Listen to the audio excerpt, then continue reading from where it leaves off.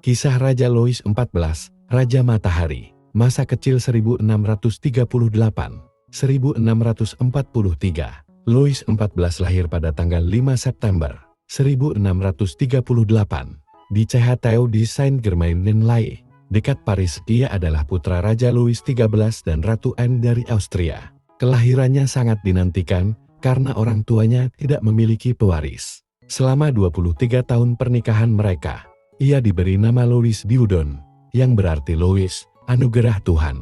Sebagai tanda syukur atas kelahirannya, masa awal pemerintahan 1643-1661. Ketika ayahnya meninggal pada tahun 1643, Louis XIV naik tahta pada usia 4 tahun. Karena masih terlalu muda untuk memerintah, kekuasaan dipegang oleh ibunya, Ratu Anne, dan Kardinal Mazarin sebagai pemangku tahta. Masa kecil Louis diwarnai oleh pergolakan politik, terutama pemberontakan bangsawan yang disebut Fronde 1648-1653. Pemberontakan ini membuatnya trauma dan menciptakan ketidakpercayaan terhadap bangsawan, yang kemudian memengaruhi gaya kepemimpinannya. Setelah Kardinal Mazarin meninggal pada tahun 1661, Louis XIV yang berusia 23 tahun mengambil kendali penuh atas pemerintahan dan memutuskan untuk tidak mengangkat menteri utama. Ia menyatakan, "Eltat, c'est moi, negara adalah aku," menegaskan bahwa semua kekuasaan ada di tangannya. Masa keemasan pemerintahan 1661-1685. Pemerintahan Louis XIV dikenal sebagai era absolutisme, di mana raja memiliki kekuasaan mutlak.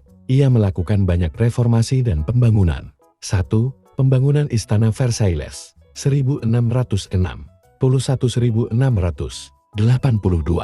Louis XIV mengubah sebuah pondok berburu kecil di Versailles menjadi istana paling megah di Eropa. Istana ini menjadi simbol kekuasaannya dan tempat tinggal resmi raja, serta bangsawan yang ingin tetap dekat dengannya.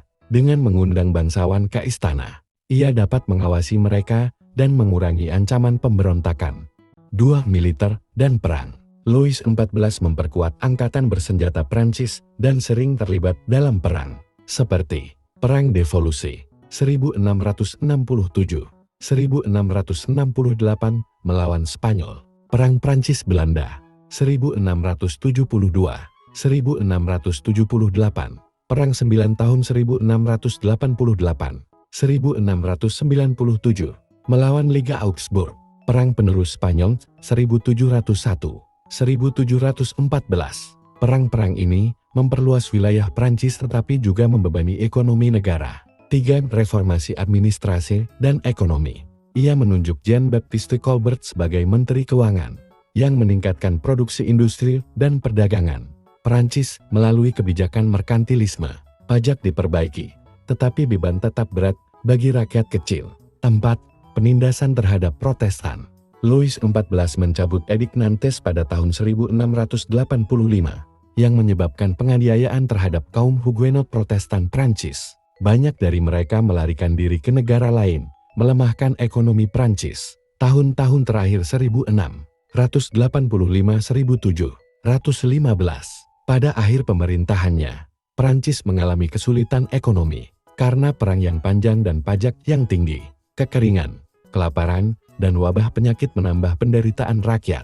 Pada tanggal 1 September 1715, setelah 72 tahun di atas tahta masa pemerintahan terlama dalam sejarah Eropa, Louis XIV meninggal karena gangren di Istana Versailles. Ia digantikan oleh cicitnya, Louis XV, karena putra dan cucunya telah meninggal sebelum dirinya.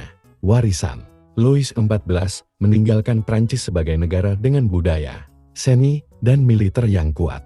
Gaya kepemimpinannya yang absolut memengaruhi banyak raja setelahnya, tetapi juga menanam benih revolusi Prancis pada tahun 1789 karena ketidakadilan ekonomi dan sosial yang ia tinggalkan. Ia akan selalu dikenang sebagai Raja Matahari, simbol kekuasaan absolut dan kemegahan Prancis.